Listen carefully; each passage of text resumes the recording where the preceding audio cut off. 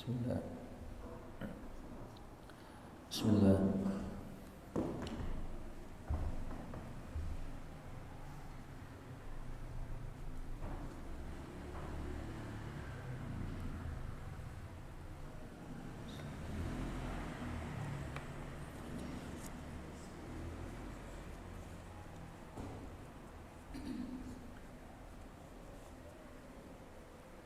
Bismillahirrahmanirrahim. Assalamualaikum warahmatullahi wabarakatuh. Alhamdulillahirabbil alamin wassalatu wassalamu ala Rasulillah sayyidina Muhammad bin Abdillah wa ala alihi wa sahbihi wa man walah wa la haula wa la quwwata illa billahil aliyyil azim. Monggo kita sareng-sareng maos niat. Bismillahirrahmanirrahim.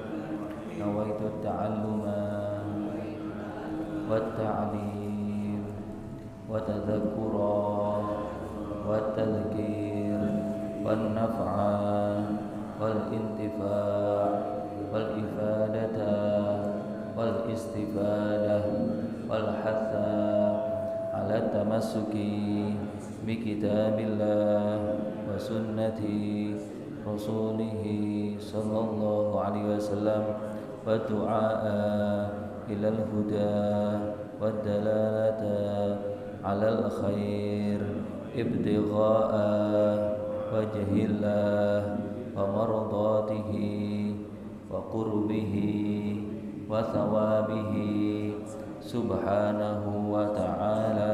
Al-Fatihah.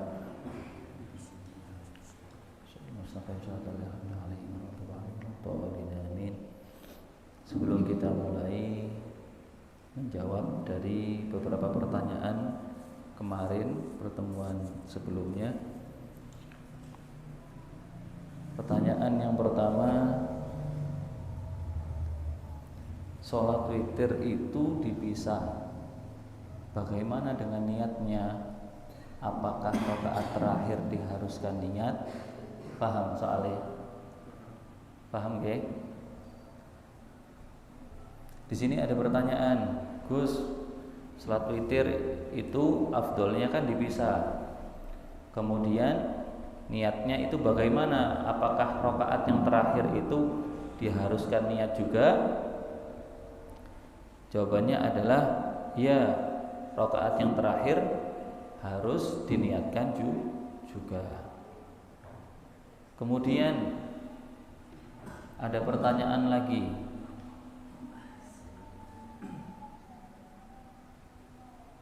Ini asik nyambung nih pertanyaan berikutnya. Mengapa sholat sunnah rawatib?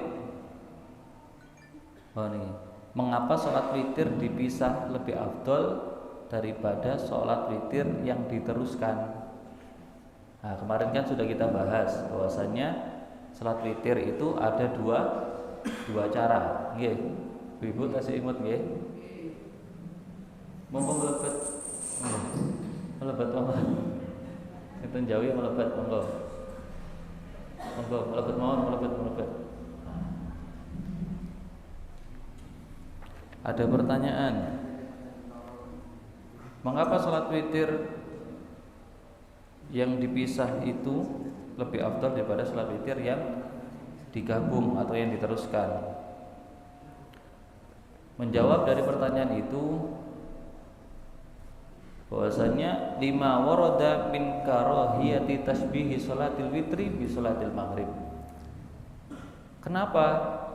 Karena ada riwayat hadis yang mengatakan bahwasanya dilarang, yaitu suatu himbauan agar sholat witir itu tidak disamakan seperti sholat maghrib. Nah, untuk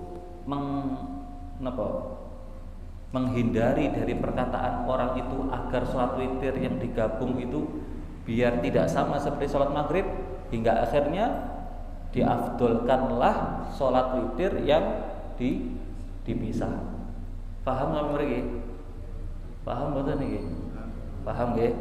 Nah, itu kenapa sholat witir yang dipisah lebih afdol daripada sholat witir yang diteruskan? Karena itu untuk menghindari persamaan sholat maghrib, sholat witir yang digabung tadi dengan sholat maghrib. Paham ya? Kemudian pertanyaan berikutnya, mengapa sholat sunnah rawatib di bawah derajat sholat sunnah witir?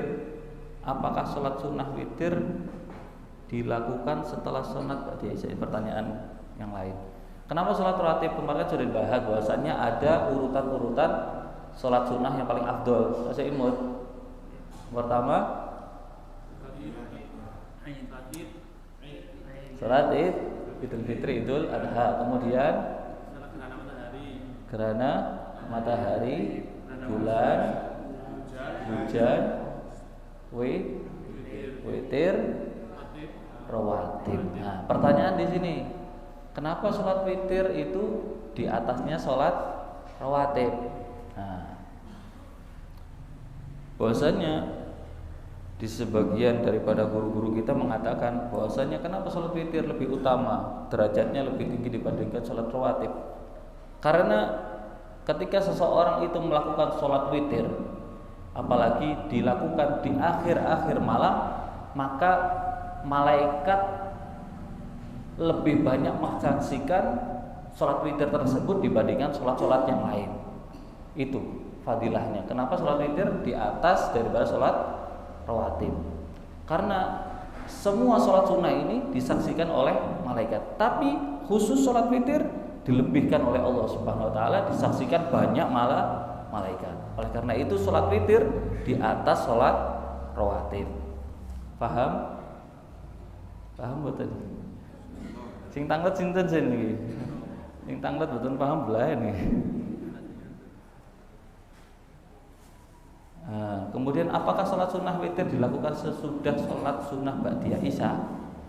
Terserah panjenengan.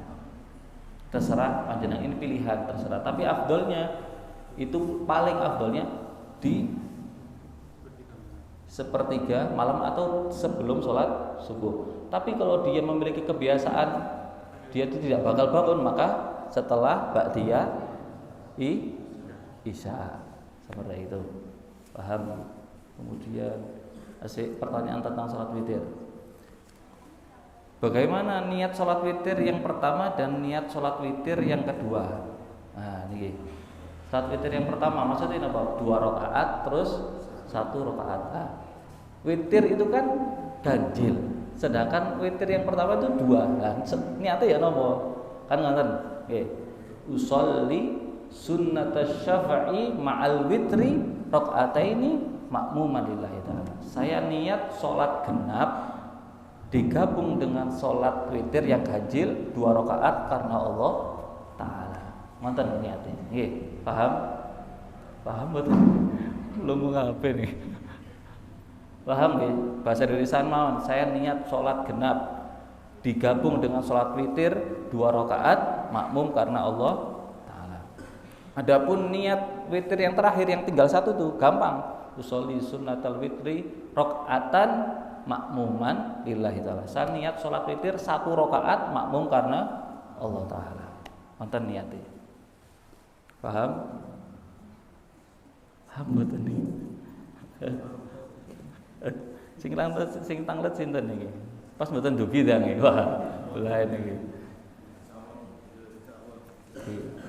Nek mboten paham perlu penjelasan malih jenengan sanja nggih.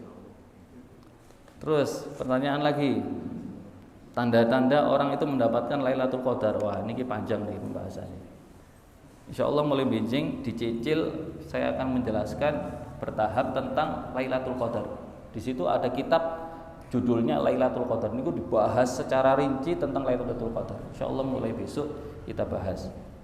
Kemudian pertanyaan berikutnya, bagaimana jika seseorang bersedekah diniatkan kepada orang yang telah meninggal dunia? Apakah pahalanya sampai ke orangnya? Dan apakah yang bersedekah dapat pahala juga? Nah, di sini ada riwayat bahwasanya Nabi Muhammad SAW pernah bersabda kepada Sayyidina Ali, "Ya Ali, tasaddaq mautakum fa innallaha muwakkala malaikatan yahmiluna sadaqatil ahya ilaihim fayafrahuna biha asyadda ma kanu yafrahuna fid dunya." Rasulullah pernah mengatakan kepada Sayyidina Ali, "Wahai Sayyidina Ali, sedekahlah engkau untuk orang yang sudah meninggal dunia." Maksudnya apa? Pahalanya diberikan kepada orang sudah meninggal dunia. Maka sesungguhnya Allah Subhanahu wa taala telah memerintahkan malaikat khusus yang dia membawa pahala sedekah itu dari orang yang hidup kepada orang yang sudah meninggal dunia. Dan ketika mereka sudah mendapatkan pahala sedekah dari orang yang hidup tadi, fayafrahuna biya asyadda ma kanu yafrahuna fid dunya. Maka mereka di sana, orang yang sudah meninggal dunia akan sangat senang, bahkan lebih senang lagi dibandingkan ketika mereka senang di dunia. Faqala, maka orang yang meninggal tadi mengatakan, berdoa, mendoakan kepada orang yang ngirim napa niku wau? Sedekah pahala tadi. Orang yang meninggal dunia mendoakannya. Apa doanya? Allahumma nawwir liman nawwara qabrana wa basyirhu bil jannah kama basyarana biha. Ya Allah, terangilah kehidupan mereka sebagaimana mereka menerangiku ketika aku sudah meninggal dunia, yaitu dikirimkan pahala sedekah. Dan berikanlah kabar kepada mereka tentang surga sebagaimana dia memberikan kabar kepadaku tentang surga. Itu bahwasanya pahala orang yang diberikan dari orang yang hidup kepada orang sudah meninggal dunia bahwasanya sampai. Nah, itu. Bahkan semakin seseorang itu yang hidup sering mendoakan orang yang sudah meninggal dunia, disitulah orang yang hidup mendapatkan balasan doa-doa daripada orang-orang yang sudah meninggal dunia. Wallahu a'lam bishawab. Paham nggih? Paham mboten niki? Ngantuk kabeh niki. Paham nggih, Bu? Paham. Bismillahirrahmanirrahim. Melanjutkan taklim kita. Qala Syekhuna al-Mu'allif rahimallahu taala wa nafa'ana bihi wa bi 'ulumihi wa bi 'ulumikum fid dharain amin ila anqala. Wa min akhlaqihim radhiyallahu taala anhum. Di antara daripada akhlak budi pekerti, sopan santun daripada salafun as-salih, daripada guru-guru kita terdahulu, yaitu syiddatul ju' wa adamus syibi', yaitu mereka sangatlah sering merasakan yang namanya kelaparan. Maksudnya apa? Berarti mereka tuh sering puasa, sering menahan makan dan minum. Wa adamus syibi', dan mereka tidak sering sampai kekenyangan. Mereka itu menunjukkan bahwasanya apa? Mereka itu sering berpuasa.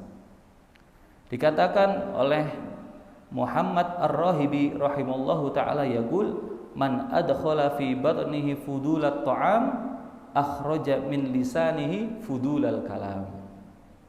Kata Al-Imam Muhammad Ar-Rahibi mengatakan, siapa orang yang memasukkan atau dia itu memakan makanan yang dia masukkan ke dalam perutnya secara berlebihan, maka akan keluar dari lisannya perkataan-perkataan yang berlebihan yang itu tidak ada manfaat. Nah, gampangannya ngeten, semakin orang itu kata dahare nggih sampai berlebihan di luar kapasitasnya. Kapasitasnya mamane jenengan sampai mriki dengan dahar sampai nggih sampai kados sakratul maut itu. Nggih. Sampai waratan sangat, maka akan keluar dari lisannya tanpa disengaja, dia akan sering banyak mengatakan perkara-perkara yang tidak ada manfaatnya. Berkata Jabir bin Abdullah radhiyallahu taala anhuma, berkata Jabir bin Abdullah, yaqul qultu lin nabi sallallahu alaihi wasallam. Beliau mengatakan kepada Rasulullah sallallahu alaihi wasallam, ya Rasulullah, wahai Rasulullah, ma aktsara ma takhafu alayya, sesuatu yang paling engkau takuti dari kami ini apa sih wahai Rasulullah? Maka Rasulullah mengatakan hada.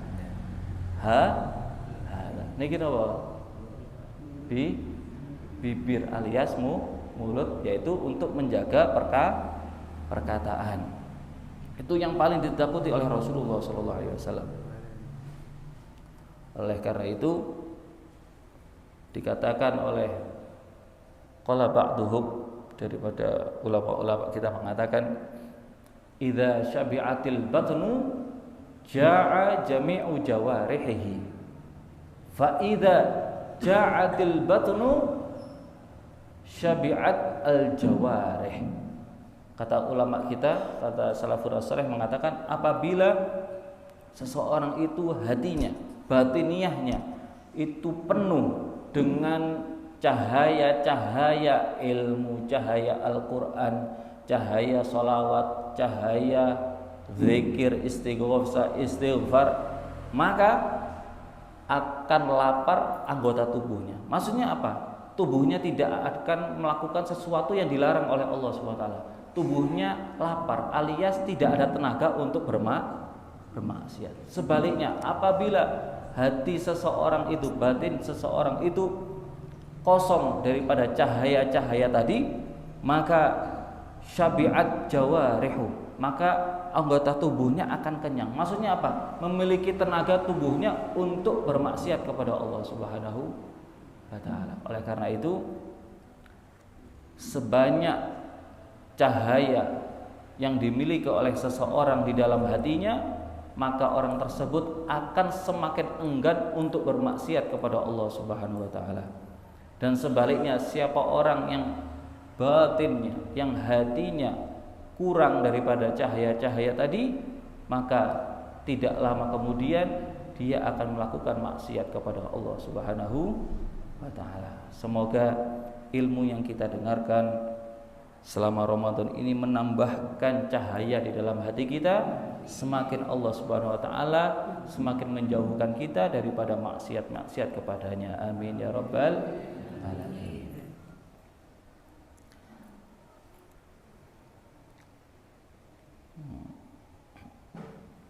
Berkata wa kana Yunus bin Ubaid rahimallahu ta'ala yaqul tarku kalimati lahwin asyaddu 'ala nafsi min siyami yaum. Kata beliau, aku meninggalkan suatu ucapan, suatu perkataan, suatu pembicaraan yang tidak ada manfaatnya itu lebih berat daripada aku puasa selama 1 hari. Jadi beliau mengatakan, andaikan aku itu berusaha untuk meninggalkan, untuk mengucapkan sesuatu yang tidak baik, itu lebih berat bagiku daripada aku menahan lapar puasa selama 1 hari. Li'anna ar-rajul rubbama yahtamilu shawma fil harri syadid wa la yahtamilu tarka kalimah la ta'ni.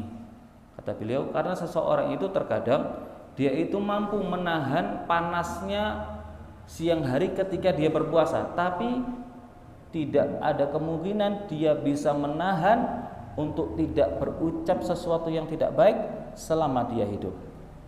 Oleh karena itu kata beliau, aku menilai satu maksiat itu jauh lebih berat ketimbang aku melakukan puasa sunnah di siang hari yang begitu panas, kata beliau. Bahkan dikatakan oleh Imam Syafi'i radhiyallahu taala anhu yaqul al kalimah kasahmi in kharajat minka malakatka walam tamlikha. Kata Imam Syafi'i, ucapan itu seperti apa lagi? Apa? Anak panah. Kata beliau, ucapan yang kita ucapkan itu seperti anak panah. Jikalau kita mengeluarkan, melepaskan anak panah itu, maka akan akan melesat dengan begitu cepatnya. Nah, omongan seperti itu menunjukkan apa? Kalau sesuatu itu sudah keluar, apalagi yang jelek, bahkan menghina orang, mencaci orang, ngerasain itu itu seperti panah tadi yang dilepaskan dari busurnya, menunjukkan saking gampangnya medale ucapan itu. Bahkan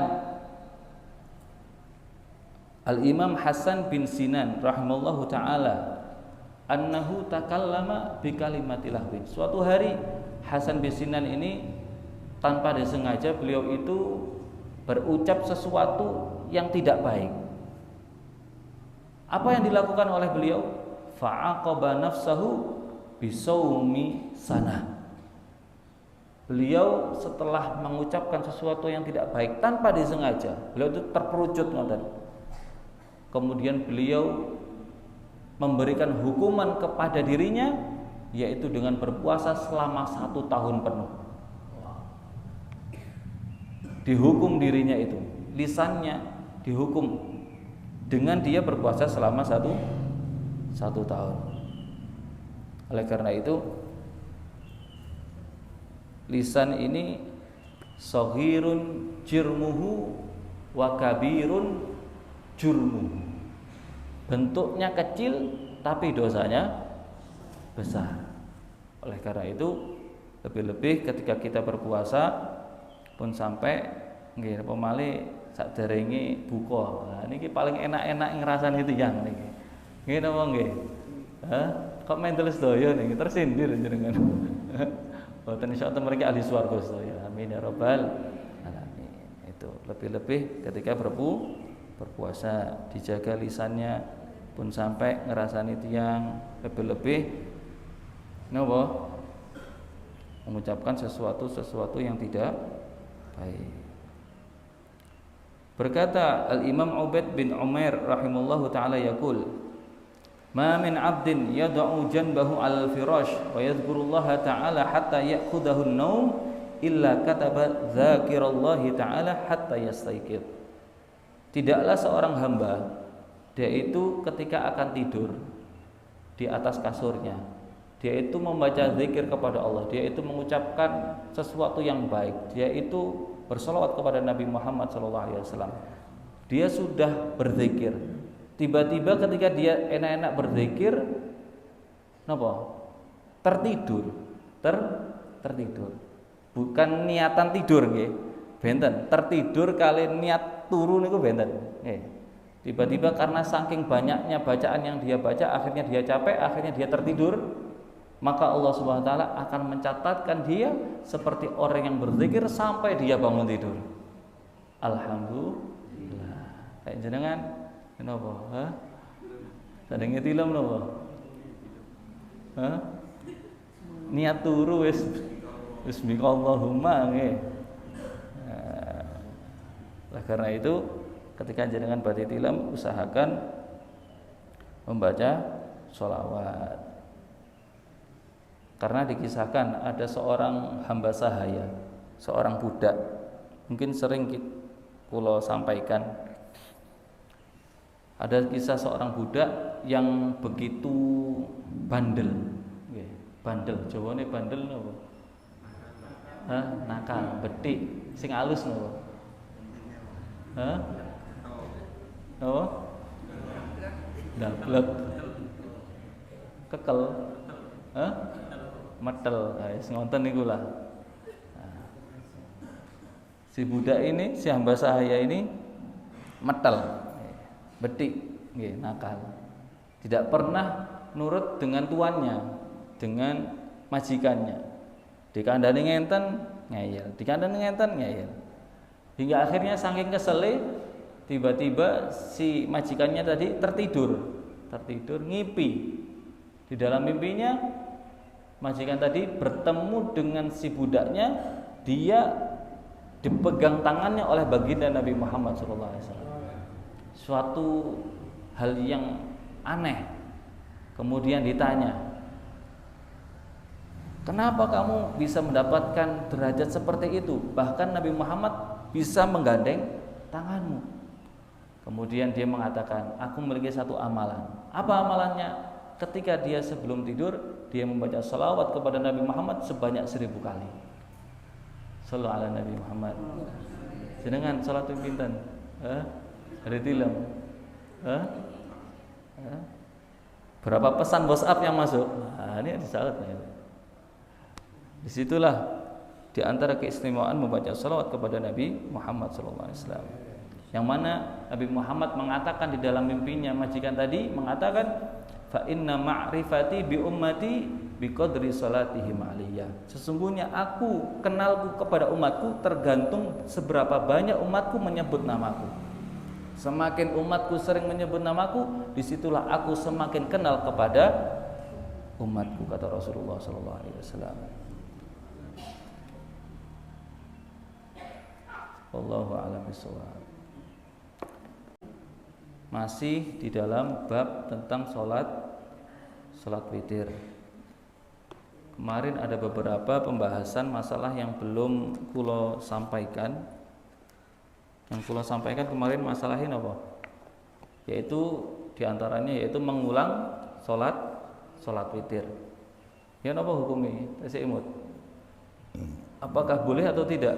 Andaikan jenengan mantun salat taraweh, kan salat witir 3 rakaat. Kemudian jenengan ingin salat witir lagi ketika setelah tahajud nanti. Mantun sahur, jenengan salat tahajud terus witir malih 3 rakaat lagi. Boleh tidak? Hah? Diperinci. Nah, jika di dalam bulan Ramadan boleh. Sinja mboten boleh niki ngantuk berarti. Boleh. Ketika di selain bulan Ramadan tidak boleh. Itu jika mengulangi 3. Kalau seumpamanya selain di bulan Ramadan mengulangi witir, tapi caranya seperti ini. Jenengan mantun isya salat witir 3 rakaat. Kemudian ketika nanti sebelum subuh jenengan tahajud terus melakukan bukan 3 rakaat tapi 2 rakaat witir. Angsal mboten? Benten nggih, pembahasan ini paham nggih? Yang kemarin kan dibahas bahwasanya siapa orang yang melakukan sholat witir di bulan suci di selain bulan Ramadan setelah isya 3 sebelum subuh 3 hukumnya tidak boleh. Kalau tanglet tenjenang saat ini di selain bulan Ramadan sami pembahasannya kayak tadi barusan. Cuma jenengan melakukan sholat witir setelah isya 3 rakaat dan sebelum subuh 2 rakaat, bukan 3. Lek 3 kan mboten angsal. Andaikan 2 angsal mboten?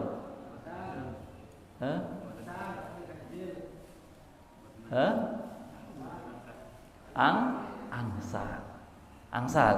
Karena 3 terus 2. Nggih, paham nggih? Itu boleh. Yang enggak boleh 3. Itu selain bulan Ramadan. Andaikan bulan Ramadan bebas. Boleh 3 boleh. Paham nggih? Sebagaimana dilakukan oleh Al-Habib Segaf bin Muhammad As-Segaf bahwasanya beliau itu melakukan sholat witir setelah isya 3 rakaat. Kemudian sebelum subuh beliau itu melanjutkan witirnya lagi, tapi tidak ganjil tapi genap, yaitu 8 rakaat, sehingga di jumlah semalam itu melakukan sholat witir berapa? 11 rakaat. Itu di antara kebiasaan Al-Habib Segaf bin Muhammad As-Segaf. Kemudian di antara kebiasaan lagi ayah daripada Al-Habib Hasan bin Abdullah Asy-Syatiri. Sudah pernah kula ceritakan di awal pembahasan, yaitu bagaimana Al-Habib Hasan bin Abdullah Asy-Syatiri itu mendidik muridnya tentang niat. Itu seperti itu. Itulah beberapa hukum tentang sholat witir. Paham? Paham mboten? Pertanyaan pun langsung mawon pun. Tulisan tulisan ini biasanya kesuwen tulisan. Enten pertanyaan tentang sholat witir. Sebelum kita tutup, menjelaskan sedikit tentang Lailatul Qadar. Kalau maos kitab judulnya Lailatul Qadar itu ada berapa puluh lembar mboten. Bagaimana caranya agar seorang mendapatkan Lailatul Qadar? Di antaranya minimal. Sebagaimana disebutkan dari Anas bin Malik radhiyallahu taala anhu, bahwasanya Nabi Muhammad sallallahu alaihi wasallam bersabda, "Man shallal maghriba wal isya'a fi jama'atin hatta yanqadiya syahr Ramadan faqad asaba min lailatul qadri bihadzin wafir." Siapa orang yang melakukan sholat maghrib dan isya selama bulan Ramadan berjamaah, insya Allah dia mendapatkan Lailatul Qadar. Gampang, oke. Maghrib kali isya. Ini riwayat pertama. Ada riwayat yang kedua. Bahwasanya Nabi Muhammad SAW bersabda dari Abu Hurairah. Lek wau dari Anas bin Malik. Sekarang dari Abu Hurairah radhiyallahu taala anhu. Kata Rasulullah sallallahu alaihi wasallam, "Man shallal isya'a al-akhirah fi jama'atin fi Ramadan faqad adraka lailatul qadar." Lebih gampang malih, siapa orang yang menunaikan sholat isya berjamaah di bulan Ramadan, insyaallah dia akan mendapatkan Lailatul Qadar. Amin ya rabbal alamin. Ada lagi riwayat yang ketiga, beda dari riwayat pertama dan kedua, yaitu siapa orang yang sholat isya berjamaah kemudian subuh berjamaah, dia akan mendapatkan Lailatul Qadar. Jadi riwayat yang pertama dari Anas bin Malik, yaitu isya dan maghrib. Riwayat yang kedua dari Abu Hurairah, yaitu melakukan sholat isya saja berjamaah mendapatkan Lailatul Qadar. Riwayat yang ketiga, siapa orang yang menunaikan sholat isya dan subuh berjamaah, maka dia akan mendapatkan Lailatul Qadar. Itulah sedikit tentang Lailatul Qadar. Nanti enten cerita-cerita yang banyak di sini tentang Lailatul Qadar. Ada 4 golongan yang tidak mendapatkan Lailatul Qadar, di antaranya orang yang mabuk-mabukan, kemudian orang yang memutuskan silaturahim, orang yang durhaka kepada orang tua, dan yang terakhir adalah orang yang memutuskan silaturahim, mabuk-mabukan, berdurhaka kepada orang tua, dan musyahin, yaitu orang yang memiliki permusuhan kepada saudaranya. Dan Lailatul Qadar ini adalah salah satu kekhususan yang diberikan oleh Allah khusus kepada umat Nabi Muhammad. Tidak diberikan kepada umat-umat yang lain, khusus umat Nabi Muhammad sallallahu alaihi wasallam. Insyaallah benjing kalau jelaskan tentang Lailatul Qadar. Wallahu a'lam bishawab. Assalamualaikum warahmatullahi wabarakatuh.